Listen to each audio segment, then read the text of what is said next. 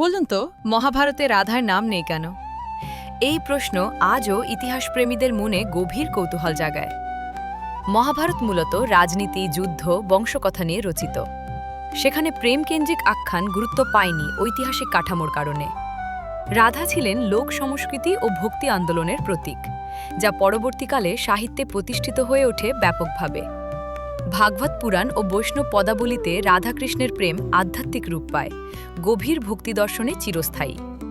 মহাভারতের রচনাকাল বহু স্তরে বিস্তৃত হওয়ায় সব লোককথা সেখানে স্থান পায়নি। ইতিহাস লুকোয়নি, বরং আলাদা ধারায় রাধার কাহিনী বিকশিত হয়েছে, যুগে যুগে ভক্তদের হৃদয়ে, কাব্যে, সঙ্গীতে। রাধার অনুপস্থিতি কৃষ্ণকেন্দ্রিক প্রেমের অস্তিত্ব অস্বীকার নয়, বরং সাহিত্যিক ভিন্নতা ও ধারাবাহিক বিবর্তনের স্বাভাবিক ফল। এই রহস্য বুঝলে ভারতীয় পুরাণ ইতিহাস ও ভক্তির বহুমাত্রিক রূপ স্পষ্ট হয়। তাই রাধার নাম না থাকাও এক গভীর সাংস্কৃতিক সত্যের দিকেই ইঙ্গিত করে।